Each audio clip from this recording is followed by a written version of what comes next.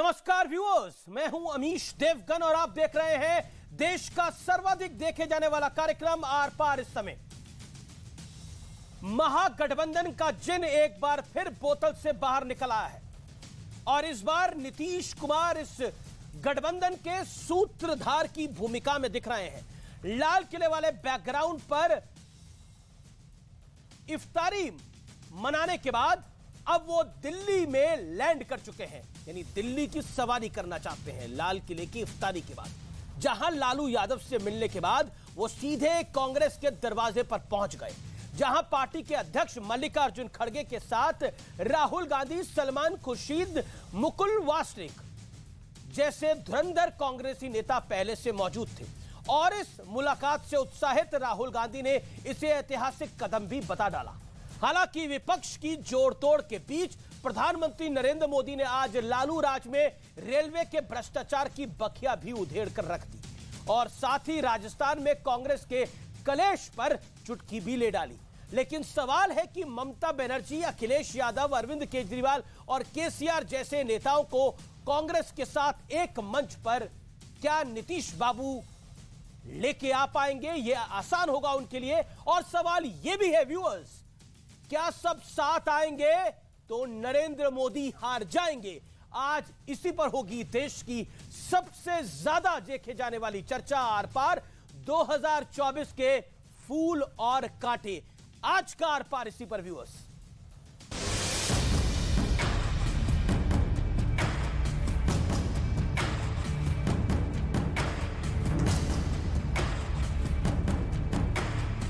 लाल किले वाले बैकग्राउंड पर इफ्तारी के बाद नीतीश कुमार मिशन 2024 के लिए दिल्ली पहुंचे और विपक्ष का कुनबा जोड़ने के सिलसिले में पहले लालू यादव और फिर कांग्रेस अध्यक्ष खड़गे से मिले और एक होकर आगे जो चुनाव आएंगे उस चुनाव में एकजुट दिखाकर लड़ना। तो ये हमारा निर्णय हुआ है और हम सभी मिलके उसी रास्ते पे काम करेंगे कि अधिक से अधिक पार्टियों को पूरे देश में एकजुट करने का प्रयास, बहुत ज्यादा लोग इकट्ठा हो। ऑपोजिशन को एक करने में एक बहुत ऐतिहासिक कदम लिया गया है। ऑपोजिशन का जो देश के लिए विजन है उसको हम डेवलप करेंगे। कुछ दल जब एक जगह इकट्ठे होते हैं तो महागठबंधन बनता है। जब नियत में ही खोट हो तो जनता कभी वोट नहीं देती। ये अविश्वासी नेता है दुनिया का, इसलिए चाटुकार लोगों की जो टीम है, ये जो भ्रष्टाचारी, वंशवादी, ये जितने लोग देख रहे हैं, ये विपक्ष की एकता नहीं है, भ्रष्टाचारियों की एकता है। चर्चा है 3 दिन के मिशन दिल्ली के दौरान नीतीश कुमार कई विपक्षी नेताओं से मिलेंगे। कांग्रेस अध्यक्ष खड़गे भी इस मिशन में जुटेंगे और सभी दलों से चर्चा के बाद इस महीने के अंत तक विपक्ष की एक बड़ी बैठक भी होगी। हालांकि दिलचस्प बात यह है कि इधर नीतीश बाबू लालू यादव से मिले, उधर पीएम मोदी ने लालू राज में रेलवे के भ्रष्टाचार की बखिया उधेड़ दी। साथ ही राजस्थान कांग्रेस के घमासान को लेकर अशोक गहलोत पर चुटकी भी ले ली। हालत ये थी कि रेलवे की भर्तियों में राजनीति होती थी, बड़े पैमाने पर भ्रष्टाचार होता था। हालत ये थी कि गरीब लोगों की जमीन छीनकर उन्हें रेलवे में नौकरी का झांसा दिया गया। गहलोत जी का विशेष रूप से मैं आभार व्यक्त करता हूं कि इन दिनों वो राजनीतिक आपाधापी में उनका अनेक संकटों से वो गुजर रहे हैं, उसके बावजूद भी विकास के काम के लिए समय निकाल करके आए। पीएम की चुटकी के बाद पलटवार करते हुए अशोक गहलोत ने कहा, आपका भाषण 2023 और 2024 के चुनाव को देखते हुए था और ये भारतीय जनता पार्टी के चुनावी एजेंडे के तौर पर था। लेकिन आज सबसे बड़ा सवाल है कि मोदी को मिलकर हराने का जो ख्वाब विपक्ष 2019 से देख रहा है, क्या वो 2024 में पूरा हो पाएगा? आज इसी पर होगी देश की सबसे बड़ी बहस, 2024 के फूल और कांटे। और अब वक्त है व्यूअर्स आर पार के सुप्रसिद्ध विश्लेषण का, जिसको आप बेहद पसंद करते हैं। आइए स्क्रीन पर आता है विपक्ष के फूल और कांटों का विश्लेषण। ममता बनर्जी, नॉर्थ ईस्ट के नतीजों के बाद कांग्रेस और लेफ्ट इनसे नाराज चल रहा है। अब श्रीमान अखिलेश यादव, उत्तर प्रदेश के फॉर्मर सीएम और उत्तर प्रदेश के बड़े नेता, बीजेपी और कांग्रेस को एक जैसा बता चुके हैं अखिलेश यादव। केसीआर, केजरीवाल कांग्रेस से अलग गठबंधन बनाने में जुटे हैं ये दोनों नेता, लेकिन दोनों की पार्टियां शराब घोटाले में फंसी हैं। यानी इनके एक मंच पे, ये इसलिए एक मंच पर हैं क्योंकि शराब घोटाला है और दोनों उसमें लिप्त हैं। जो इन पर आरोप है, इसलिए ये दोनों एक साथ हैं और ये कांग्रेस से अलग है। क्योंकि केजरीवाल पंजाब में कांग्रेस को समेट के आए हैं, दिल्ली में इन्होंने समेटा है, तो कांग्रेस को लगता है कि हमारी जगह तो केजरीवाल खा रहे हैं और केजरीवाल को खुद लगता है कि वो बहुत बड़े नेता है। शरद राव पवार, अदानी और जेपीसी के मुद्दे पर कांग्रेस को यह आईना दिखा चुके हैं। इन्होंने जो झटका दिया उसका एक इंपैक्ट पड़ा। कांग्रेस की एक प्रवक्ता ने शरद राव पवार को लालची तक बता दिया। बढ़ता हूं मैं आगे, उद्धव ठाकरे, सावरकर के मुद्दे पर जोरदार टकराव हो चुका है और अभी भी जो वायनाड में पोस्टर लगे सावरकर के खिलाफ राहुल गांधी के पक्ष में, उससे भी नाराज है, बेहद नाराज है उद्धव ठाकरे। नीतीश कुमार, खुद इनके विश्वसनीयता पर कई बार सवाल हो चुका है। खबर यह है कि बीजेपी के साथ जब इनका गठबंधन था तो सुबह तक सब कुछ ठीक था, लेकिन शाम आते आते सरकार में बदलाव आ गया और इसीलिए इनकी विश्वसनीयता जो है, जो क्रेडिबिलिटी एज अ लीडर है, उस पर एक बड़ा सवाल खड़ा हो जाता है। ये कभी भी किसी के साथ आ सकते हैं, जा सकते हैं, पलट सकते हैं, इसलिए पॉलिटिकल लोग इन्हें पलटू राम भी कहते हैं। मैं बढ़ता हूं बड़े सवाल के साथ। घर से बाहर तक गिरी कांग्रेस, विपक्ष की धुरी क्या बन पाएगी?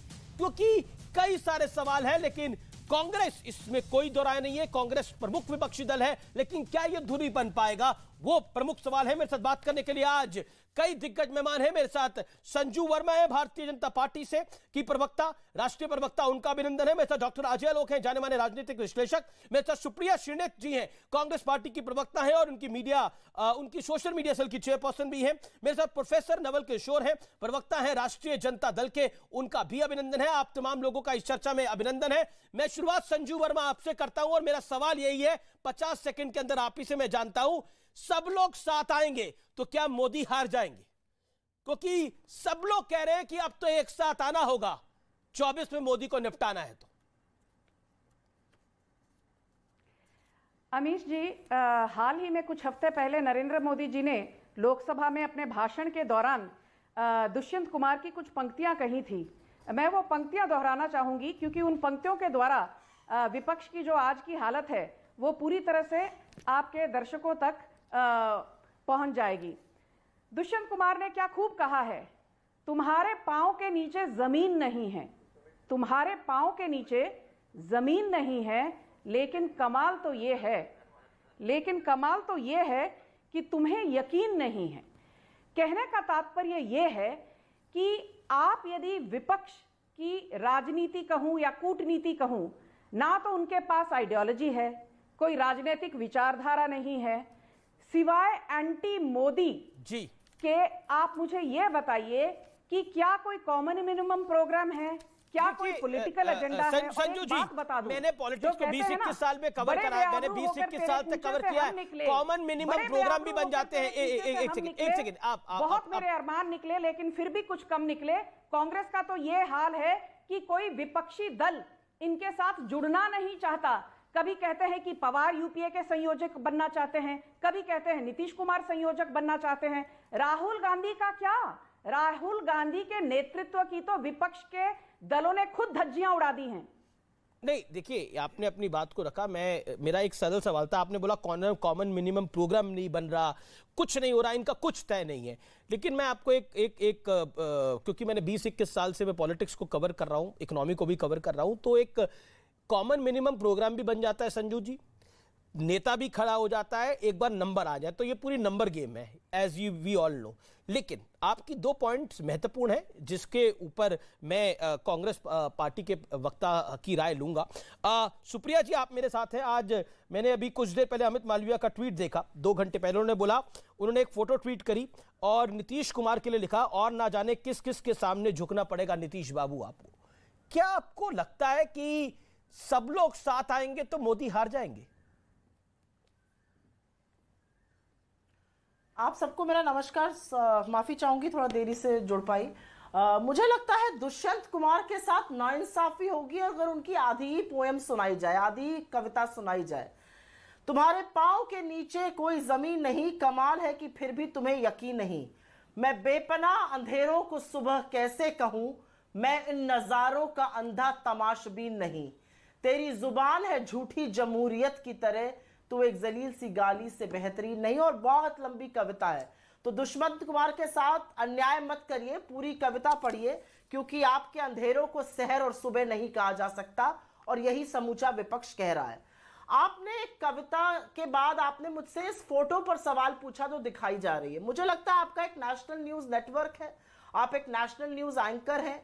ये ट्रोलगिरी के काम है, ये ट्रोल करते हैं, 2 रुपल्ली के ट्रोल नेताओं की फोटो ऐसे ट्वीट कर कर उस पर इस तरह की बातें लिखते हैं। और खास तौर से वो नेता तब जब आप उनके साथ गठबंधन बनाने को बड़े लालायित रहे हो। आपके साथ वो आए तो कृष्ण है, अगर आपके विपरीत चले जाएं तो वो पापी हो जाते हैं। इस तरह की ट्रोल का काम भाजपा का हर सदस्य करता है, तो आईटी सेल का जो न्यूज का फेक न्यूज का सरगना है वो कर रहा है, तो इसमें क्या बात है? मैं इस पर कमेंट भी नहीं करूंगी, ये इनकी क्षुद्रता दिखाता है।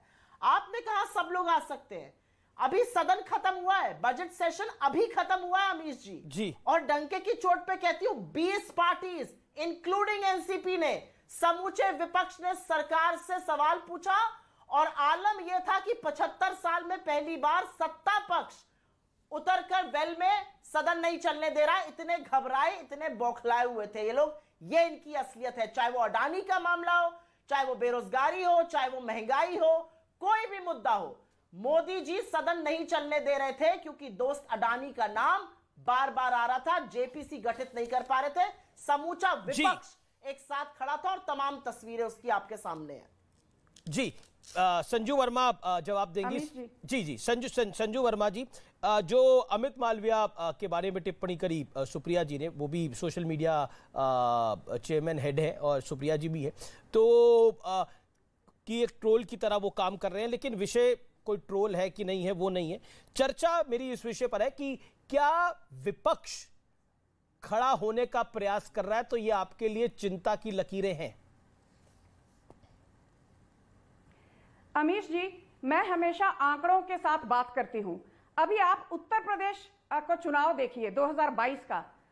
उत्तर प्रदेश में कांग्रेस की धज्जियां उड़ गईं, इनको मात्र 2 सीटें मिली। इनका वोट शेयर था 2.3%, और चुनाव के नतीजे आने से पहले कांग्रेस की यही प्रवक्ता और बड़े बड़े दिग्गज नेता कह रहे थे, लड़की हूं, लड़ सकती हूं। ये नारे के साथ तो हम नरेंद्र मोदी की डबल इंजन योगी की सरकार का तहस नहस कर देंगे। क्या हुआ? कांग्रेस को 2 सीटें मिली। फिर इन्होंने कहा मणिपुर में पिछली बार बीजेपी ने हमसे मैंडेट चुराया था, इस बार हम इनको मुंह की दिखाएंगे। मणिपुर में क्या हुआ? बीजेपी को 32 सीटें मिली, कांग्रेस को कितनी सीटें मिली? मुझे तो कहते हुए भी शर्म आती है, इनको सुनते हुए शर्म नहीं आएगी। 5 सीटें मिली। फिर कांग्रेस ने कहा उत्तराखंड में बीजेपी जरूर हारेगी, क्योंकि इन्होंने तो चुनाव के पहले 3-3 मुख्यमंत्री बदल दिए, और वोट शेयर में सिर्फ 7-8% का अंतर था बीजेपी और कांग्रेस के बीच। पर बीजेपी को मिली 47 सीटें, कांग्रेस को कितनी सीटें मिली? कांग्रेस को मिली मात्र 19 सीटें। फिर इनके नसीब हार आई। तो कहने का तात्पर्य यह है कि टीवी डिबेट पर आकर बड़ी बड़ी हांकना और बड़ी बड़ी फेंकना अलग बात है, पर मैं हमेशा कहती हूं कि कांग्रेस उस शुतुरमुर्ग की तरह है जो जमीन में अपना सर धंसाकर जो जमीनी सच्चाई है उससे बिल्कुल बेखबर है। और जहां बात ट्रोल की आती है, सुप्रिया श्रीदेव की टाइमलाइन देखिए, सारे नरेंद्र मोदी के जितने मंत्री हैं उनके टाइमलाइन पर जाकर उनको कहती है आप 2 रुपए के ट्रोल हो, आप चवन्नी के ट्रोल हो, आप चरण चुंबक हो। मुझे तो शर्म आती है कि किसी जमाने में ये महिला अपने आप को पत्रकार कहती थी, ना तो ये अच्छा पत्रकारिता कर पाई जब पत्रकार होने का ढोंग रचती थी, ना आज चलिए पर्सनल क्यों होना किसी के लिए प्रवक्ता बन पाए। जी। 2 रुपए की ट्रोल बनकर रह गई है सुप्रिया श्रीनेत। ये इनकी असलियत है, ये इनका दुर्भाग्य है, ये इनकी चलिए उन्होंने आपके नेता को ट्रोल बोला, आपने उनको ट्रोल बोल दिया। मामले को यहीं खत्म करिए, मेरा निवेदन है। जी जी जी जी okay okay okay okay madam Sonia Gandhi out on bail, P Chidambaram out on bail. अरे पूरी की पूरी पार्टी आउट ऑन बेल है। ठीक है आपको जी, शर्म नहीं आती है? आप भ्रष्टाचार पर एक सेकेंड संजू जी, मेरा निवेदन स्वीकार करना पड़ेगा आपको। आप